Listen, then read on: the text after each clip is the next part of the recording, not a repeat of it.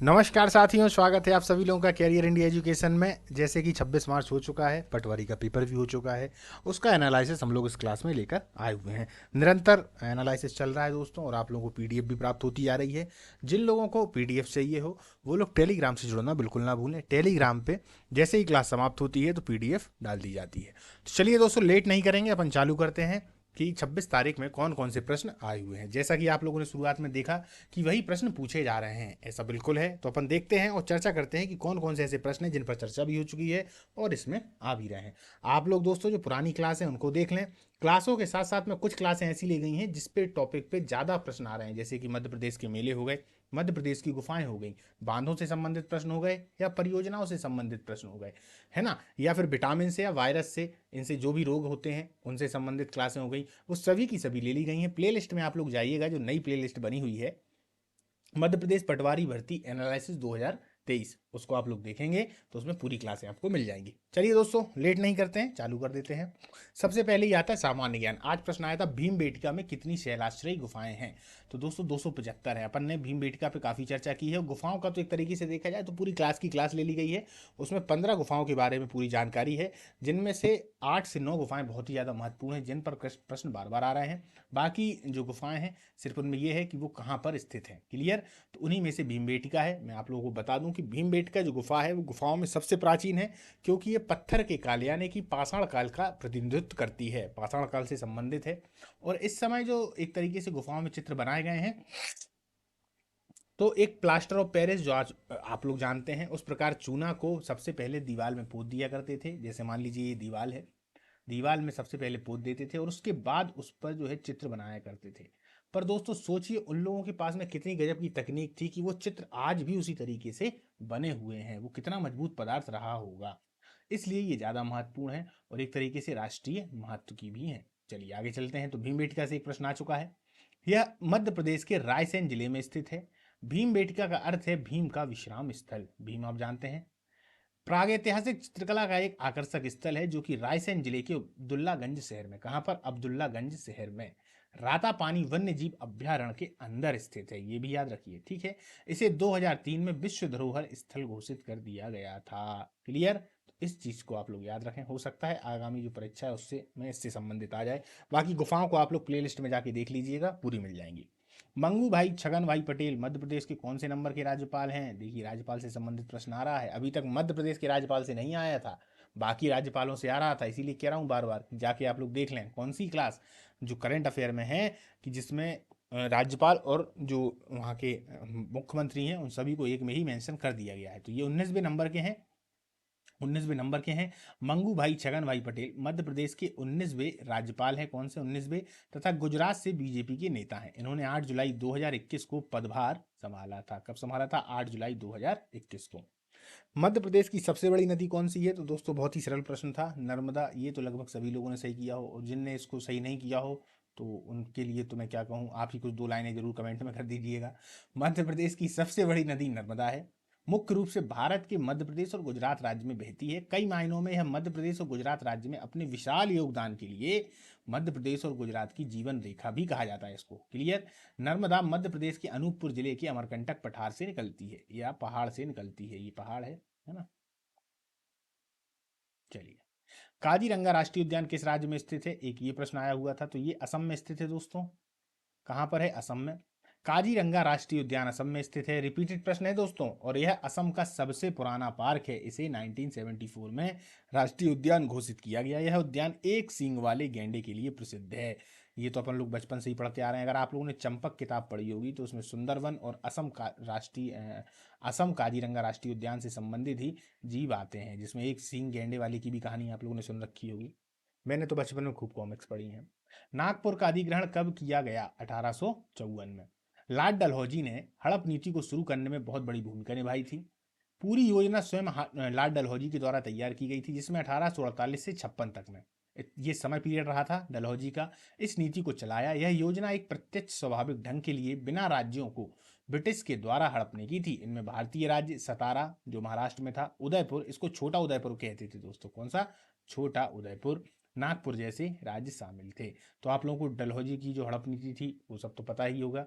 इसके अलावा लॉर्ड डलहौजी की एक डॉक्टर्स लैप लाइन भी थी, जिसमें कि यदि व्यक्ति के पास में संतान नहीं है तो उसका राज्य भी हड़प लिया जाएगा। इसी के तहत उन्होंने झांसी को भी हड़पा था। किसको? झांसी को। तो झांसी की जो रानी लक्ष्मीबाई थी, अगर आप टाइम पीरियड देखेंगे तो 1856 का था और 1857 में क्रांति हो गई थी और उसी समय झांसी की रानी बलिदान हो गई थी। तो उनका जो मुख्य उद्देश्य था लड़ने का, वो क्या था? वो लड़ने का इसलिए था क्योंकि उनसे झांसी ले लिया गया था। इसीलिए आप लोगों ने देखा होगा पीठ के पीछे वो एक बालक को लिए रहती हैं। वो बालक उनका दत्तक पुत्र है, जबकि उनका खुद का पुत्र नहीं है, क्योंकि उनके जो पति थे वो किसी बीमारी के चलते खत्म हो गए थे, गंगाधर राव। चलिए आगे चलते हैं। भोपाल की मस्जिद भारत में कौन से नंबर की मस्जिद है? दोस्तों पहले नंबर की मस्जिद है, याद रखिए। ताजुल मस्जिद भोपाल में स्थित है और इसे भारत की सबसे बड़ी मस्जिद माना जाता है। तो कौन से नंबर की है? पहले नंबर की है।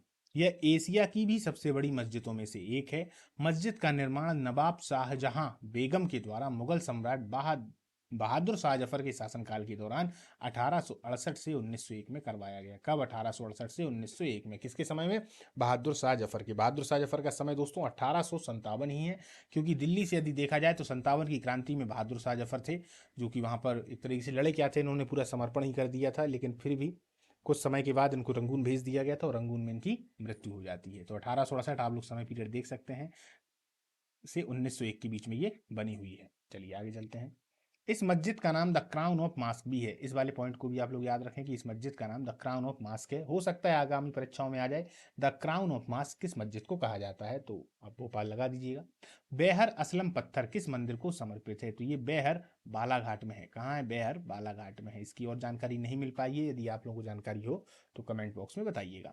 खेलो इंडिया स्कीम को कितने साल के लिए आगे बढ़ा दिया गया है? दोस्तों खेल से इस प्रकार का प्रश्न था, तो ये 4 साल के लिए बढ़ा दिया गया। खेल मंत्री ने वीडियो कॉन्फ्रेंसिंग के जरिए खेलो इंडिया यूथ गेम 2021 की घोषणा की। कब की? 2021 की घोषणा। और खेल इंडिया स्कीम को 4 साल के लिए बढ़ा दिया। यह स्कीम 2021-22 में खत्म होने वाली थी, लेकिन 25-26 के लिए इसको बढ़ा दिया गया। कब? 25 और 26 के लिए, यानी 4 साल के लिए। मध्य प्रदेश के मुख्यमंत्री शिवराज सिंह चौहान ने केंद्रीय खेल मंत्री अनुराग ठाकुर, राज्य के खेल मंत्री यशोधरा राजे सिंधिया की मौजूदगी में इन खेलों का उद्घाटन कर दिया। मध्य प्रदेश में पहली बार हो रहे खेलो इंडिया यूथ गेम्स के आयोजन को देखते हुए इंडिया की टीम हिंदुस्तान का दिल धड़का रखी गई। यानी कि जो टीम है, थीम, जो थीम है वो थीम क्या रखी गई है दोस्तों? हिंदुस्तान का दिल धड़का दो। ये याद रखिएगा, शायद थीम आ जाए। तो हिंदुस्तान का दिल धड़का दो। चलिए, मध्य प्रदेश में कौन सी नदी बहती है? तो दोस्तों 2-4 नदियां थी, उनमें से महानदी भी थी, तो इसमें दामोदर इसका आंसर है। ठीक है। अमेरिका शनि के चंद्रमा टाइटन पर उपग्रह भेजने का मिशन कब तक पूरा करेगा? प्रश्न आपको कंफ्यूज कर सकता है। अमेरिका शनि के चंद्रमा टाइटन पर, दरअसल आप लोगों ने देखा होगा कि शनि एक ग्रह है जिस पर भी बहुत सारे उपग्रह हैं, उसी पर एक उपग्रह है टाइटन, इसलिए उसको चंद्रमा की एक तरीके से परिभाषा दी गई है। जैसे कि पृथ्वी का कौन है? चंद्रमा है। उसी प्रकार शनि का है टाइटन। तो वो क्या बोल रहा है? शनि के चंद्रमा टाइटन पर, समझ गए ना, उपग्रह भेजने का मिशन कब तक पूरा करेगा? तो आंसर इसका क्या है? 2027। नासा टाइटन के अध्ययन के लिए एक और मिशन भेजने की तैयारी में है। नासा 2027 में ड्रैगन फ्लाई मिशन भेजने की योजना बना रहा है, जो 2034 तक टाइटन पर एक ड्रोन हेलीकॉप्टर लेकर पहुंचेगा। 2034 तक, आप समझ रहे हैं, 2027 में बनेगी, 2034 पर पहुंचेगा, क्योंकि वो दूर भी तो बहुत ज्यादा है। समझ गए? चलिए, वैदिक काल में सर्वप्रथम किस धातु का प्रयोग हुआ? शब्द दोस्तों यहाँ सर्वप्रथम लिखा हुआ है, इसीलिए तांबा आ गया है। लेकिन वैदिक काल में ही यदि ये आ जाता कि उत्तर वैदिक काल में किस धातु का प्रयोग होने लगा था, समझिएगा, तब आप लोहा लिखिएगा। क्या लिखिएगा? लोहा। याद रखिए, सिंधु घाटी सभ्यता में हम तांबे का प्रयोग देखते हैं और खास तौर पर कांसे का प्रयोग देखते हैं, है ना। तांबा और टिन से मिलकर जो धातु बनती है वो होती है कांसा। तो हम कांसे का प्रयोग सिंधु घाटी सभ्यता में देखते हैं। धीरे धीरे तांबा फिर से आ जाता है और वैदिक काल की शुरुआत में तांबा आने लगता है। लेकिन यही प्रश्न उत्तर वैदिक काल में किस धातु का प्रयोग होने लगा था? तब लोहा है। ऐसे भी घूम के आ सकता है कि उत्तर वैदिक काल में किस किस धातु को खोज लिया था, तो भी लोहा है। क्लियर है? लेकिन अभी इसका जो आंसर है वो तांबा है। ये घूम घूम के प्रश्न आ जाते हैं दोस्तों। हालांकि इनमें तो नॉर्मल प्रश्न आते हैं, पीएससी में इन प्रश्नों को थोड़ा घुमा दिया जाता है। मैहर माता मंदिर किसको समर्पित है? तो दोस्तों शारदा माता को। इस समय नवदुर्गे चल भी रही हैं, है ना। किसको है? शारदा माता को। माँ शारदा का पवित्र मंदिर सतना जिले की मैहर तहसील में स्थित है, जो कि त्रिकुटा पहाड़ी पर है। यह मंदिर 600 फीट की ऊंचाई पर है। कितना है? 600 फीट की ऊंचाई पर। सतना जिले को भरहूत नामक, ये भी याद रखिएगा, भरहूत नामक बौद्ध संस्कृति का एक प्राचीन शहर होने का भी गौरव प्राप्त है। सतना जिले में चित्रकूट और मैहर के दो प्रमुख धार्मिक पर्यटन स्थल हैं। कौन कौन से हैं? एक तो चित्रकूट भी है। चित्रकूट हालांकि देखा जाए तो आधा यूपी में और आधा सतना में पड़ जाता है, और मैहर दो हैं। ठीक है, तो मैहर तो पूरा ही एमपी पड़ता है, पर चित्रकूट आधा एक तरीके से यूपी में पड़ जाता है। अलाउद्दीन खान का संबंध कहाँ से है? मैहर और सतना, देखिए मैहर से प्रश्न आ गया और अलाउद्दीन से, दोनों का ही संबंध वहीं से है। मैहर और सतना उस्ताद अलाउद्दीन खान के सम्मान में सतना के मैहर में प्रतिवर्ष संगीत समारोह का आयोजन किया जाता है।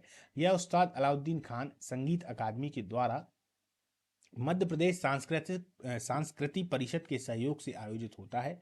मैहर का अलाउद्दीन खान संगीत समारोह 3 दिवसीय उत्सव मनाया जाता है। अलाउद्दीन खान को बाबा अलाउद्दीन खान के नाम से भी जाना जाता है। वह एक भारतीय सरोद वादक थे। हो सकता है अगली बार आ जाए अलाउद्दीन खान का संबंध किससे है, तो वो एक भारतीय सरोद वादक है। ठीक है, और वैसे तो मैहर सतना से इनका संबंध है। हड़प्पा नगर में खुदाई के दौरान क्या निकला था? क्या क्या निकले हैं दोस्तों? तो मोहरे निकली थी, मनके निकले थे, बांट निकले थे, पत्थर के फलक और पकी हुई ईंटें निकली हैं। हड़प्पा की खुदाई राय बहादुर दयाराम साहनी ने 1921 में की थी। की क्या थी इन्होंने? करवाई थी। यह पंजाब पाकिस्तान के मोंटगोमरी जिले में रावी नदी के तट पर स्थित है। कहां पर है? रावी नदी के तट पर स्थित है, याद रखिएगा। ठीक है, बांध से दोस्तों एक प्रश्न आया था, बांध वाले चैप्टर को आप लोग प्लेलिस्ट में जाकर देख सकते हैं। प्रश्न क्या था ये क्लियर नहीं हो पाया है। एक प्रश्न मकबरे से आया था कि मोहम्मद गौस का मकबरा कहाँ है। कहीं कहीं लोग दूसरे का मकबरा कह रहे थे, लेकिन मकबरे से प्रश्न था ये तय है, तो इनका तो नाम लिख दिया है ग्वालियर। बाकी जो मकबरे हैं वो यहाँ हैं, और अधिक मकबरे देखने हैं तो वही प्लेलिस्ट में जाएं और पूरे मकबरों को एक बार देख लें। महारानी सांख राजे सिंधिया की समाधि कहाँ है? तो शिवपुरी में है। पीर बुधान का मकबरा भी शिवपुरी में है। तात्या टोपे की समाधि शिवपुरी में है। माधवराव सिंधिया की समाधि शिवपुरी में है। चूंकि शिवपुरी में सिंधिया जी लोगों का एक तरीके से देखा जाए तो इन्हीं का वो गढ़ है, यहाँ से हमेशा ही वो लोग चुनाव भी जीता करते हैं। तानसेन का मकबरा ग्वालियर में है और रानी लक्ष्मीबाई की समाधि भी ग्वालियर में ही है। क्लियर है? चलिए आगे चलते हैं। हड़प्पा की खोज किसने की थी? हड़प्पा पे देखिए दो प्रश्न आ चुके दोस्तों। दयाराम साहनी ने की है। दयाराम साहनी ने पहली बार 1921 में हड़प्पा सभ्यता की खोज की। जॉन मार्शल सिंधु घाटी सभ्यता शब्द का उपयोग करने वाले पहले शोधकर्ता थे। जॉन मार्शल, इन्हीं को सबसे पहले वहां पर एक तरीके से एक मुहर मिली थी, उसी के हिसाब से उन्होंने दिमाग लगाया था कि हो ना हो यहाँ पर कोई ना कोई सभ्यता है। रेडियो कार्बन डेटिंग के अनुसार सिंधु घाटी सभ्यता 2500 से 1750 ईसा पूर्व है। याद रखिएगा, C14 के अनुसार सही जो तिथि है वो यही मानी जाती है। इसका सबसे विशिष्ट विशेषता इसका शहरीकरण था, मतलब कि नगरीकरण यहाँ की पहली विशेषता है। क्योंकि हम देखते हैं कि पहले तो आ जाता है दोस्तों एक तरीके से पत्थर का काल। पत्थर के काल के बाद छोटी छोटी संस्कृतियां आती हैं, जैसे सोथी संस्कृति जो राजस्थान में जन्मी है। एक और थी संस्कृति ईरान की संस्कृति। संस्कृति जमने के बाद हम एकदम से देखते हैं कि यार सिंधु घाटी सभ्यता एकदम नगरीकरण पे आ गई, और सिंधु घाटी सभ्यता जैसे ही समाप्त होती है तो हम वैदिक काल पर आते हैं, तो वैदिक काल एकदम ग्रामीण संस्कृति आ जाती है। तो ये ऐसे कैसे संभव है कि पहले शहर का आ जाना फिर उसके बाद ग्राम का आना? कायदा तो ये होता है कि पहले ग्राम होंगे, धीरे धीरे विकास होगा तो शहर बनेंगे। लेकिन इसमें हुआ क्या कि पहले से ही जो है शहर थे, तो इस तरीके से है, इसीलिए इसकी ये विशेषता है, इसको शहरीकरण कहा गया। हालांकि फिर द्वितीय नगरीय क्रांति मगध के उत्कर्ष में होने लगती है, तो उससे ज़्यादा इंपॉर्टेंट हम हड़प्पा सभ्यता को मानते हैं। चलिए, कंपनी अधिनियम 2013 में कौन सा खंड दिया गया है? तो भारत में CSR, किसकी? CSR की अवधारणा कंपनी अधिनियम 2013 के खंड 135 के द्वारा शासित है। कितने? 135 के द्वारा। अधिनियम के भीतर ऐसा प्रावधान है कि 1000 करोड़ रुपए और उससे अधिक के वार्षिक कारोबार कंपनियां या रुपयों के कुल मूल्य पर लागू होता है। किन पर? जिनकी 1000 करोड़ रुपए से अधिक वार्षिक कारोबार है। ठीक है। मिट्टी के बाराती यह किसकी रचना है? मिट्टी के बाराती किसकी रचना है? तो ये शिव मंगल सिंह सुमन की रचना है। बहुत ही प्रसिद्ध एक तरीके से कवि हैं दोस्तों। शिव मंगल सिंह सुमन ने हिलोल 1939, जीवन के गान 1942, बिंद हिमाचल 1960 और मिट्टी की बारात 1972 की रचना की है। याद रखिए। फेमा का पूरा नाम क्या है? किससे संबंधित प्रश्न था, तो फॉरेन एक्सचेंज मैनेजमेंट एक्ट। क्या है? Foreign exchange management act. यह सरकार का एक अधिनियम है जिसमें भारत के विदेशी मुद्रा बाजार को नियंत्रित करने वाले कानून को समेकित और संशोधित किया गया है। फेमा अधिनियम का उद्देश्य बाहरी भुगतान व्यवस्थित विकास और भारत में विदेशी विनिमय के लिए बाजार के रखरखाव को बढ़ावा देना था। ठीक है। एक प्रश्न साक्षरता पे आ गया है कि जबलपुर की साक्षरता कितनी है? तो दोस्तों 81.1%, यानी 81.1%। राज्य का सर्वाधिक साक्षरता जिला जबलपुर है और सबसे कम अलीराजपुर है 36.1।